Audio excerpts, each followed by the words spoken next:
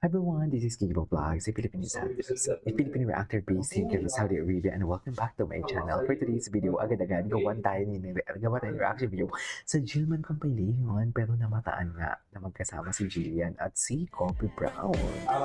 Ladies and gentlemen, oh my God, ang payat ni Jillian. Pero that is Ralph, di ba? Ang Kobe Brown, that is Kobe Brown. Diba? Pero pumirma kasi si Kobe Brown sa sa Sparkle actually. Ay, ito na. Ay, bakit ganito ang boses?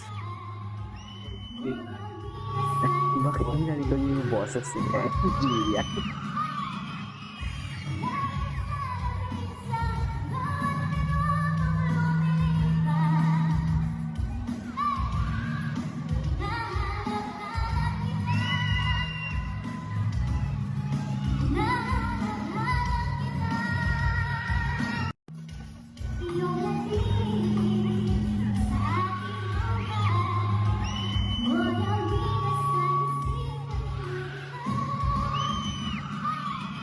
Bakit ginalito niyo yung boses? Ano ba yan? Ay, ito.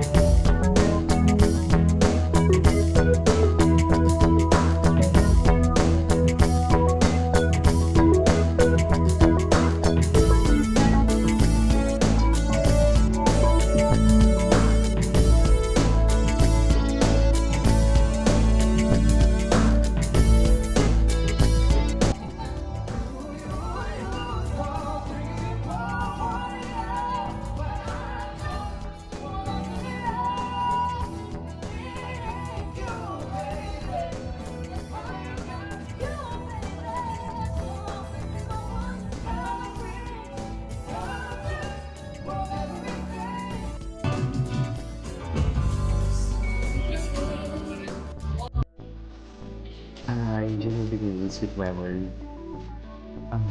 Nag-umpisa kasi talaga sila sa sweet moments, Basta walang titipaga, walang magpapapigil, okay? Walang magpapabaya. Ilayang at ilayang pa rin ang Jimmy for today's video kasi sila talaga. Wow!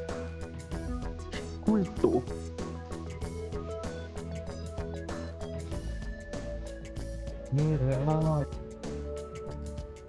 Ay, hello. Ganun ba talaga dapat na? Wala na. Saan na lahat?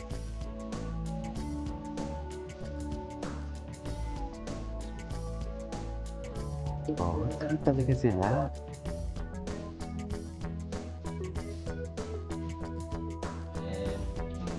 Kompleto na po yun for today. Ay, itong laban ng grabe yung reaction ni Jillian. Akala mo siya talaga ang girlfriend. Di ba, ma'am? Iba talaga ang grabe talaga ang pagsutukan si Emma. Asa si Jillian, kala mo naman talaga siya ang girlfriend dyan for today's video. Ay, ito. Ay,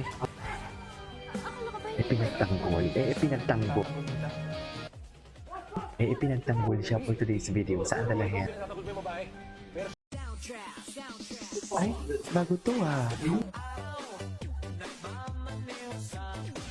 Sino to? Sino yung isang guy?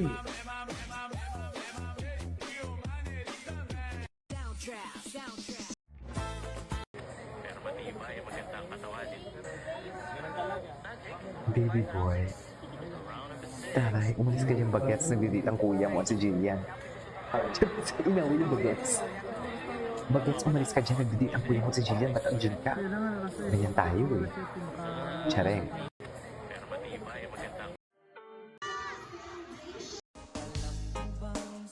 Oh, di ba? Bakit may mga ganitong eksena kung hindi totoo ang Jillman? Di ba? Bakit may ganito? Aber, i-explain nyo yan sa akin. Ngayon nyo sabihin sa akin hindi totoo ang Jillman.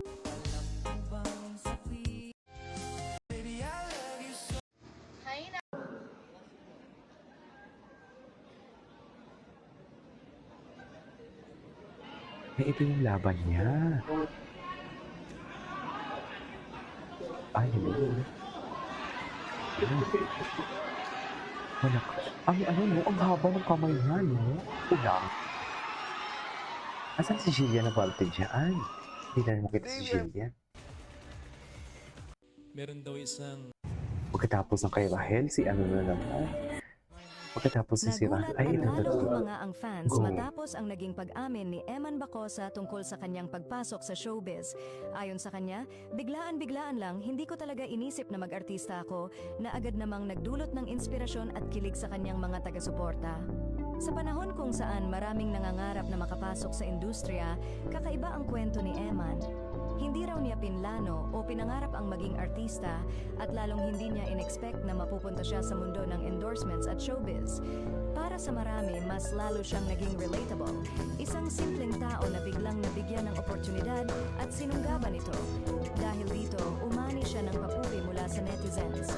Marami ang nagsabing mas lalo raw silang humanga kay Eman dahil sa kanyang pagiging totoo at grounded. Hindi raw ito tulad ng iba na matagal nang naghahabol ng kasikatan. Si Eman, kusa raw dumating ang oportunidad at pinatunayan niyang kaya niyang makipagsabayan.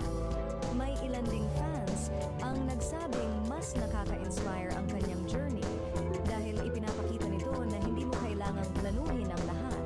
Minsan, ang tadhana na mismo ang magdadala sa iyo sa tamang landas. Para sa kanila, si Eman ay patunay na kahit hindi mo inaasahan, pwedeng magbago ang takbo ng buhay mo sa isang iglap. Gayunpaman, may iilan pa ring nagtatanong kung paano nga ba nagsimula ang lahat. Ano ang naging turning point? Sino ang nakapansin sa kanya? Ang mga tanong na ito ay lalong nagdagdag sa curiosity ng publiko tungkol sa kanyang background. Sa kabila ng lahat, nananatiling simple at humble ang dating ni Eman, bagay na mas lalong minamahal ng kanyang fans. Sa ngayon, patuloy ang kanyang pag-angat sa industriya at marami ang nakaabang kung hanggang saan pa siya dadalhin ng kanyang biglaang pagpasok sa showbiz.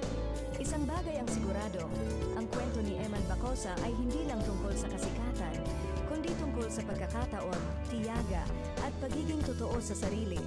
Kaya naman hindi nakakapagtakang mas lalo siyang hinahangaan ng publiko ngayon. Diba? Nagulat Anyway, ang that's all for today's video over Jillman. This is Kiki Vlogs and see you on the next vlog. Bye!